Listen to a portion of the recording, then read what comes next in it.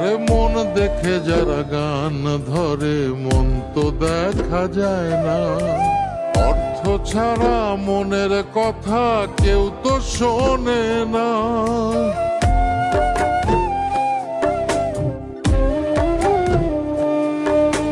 মন দেখে যারা গান ধরে মন তো দেখা যায় না, অর্থ ছাড়া মনের কথা কেউ তো শোনে না।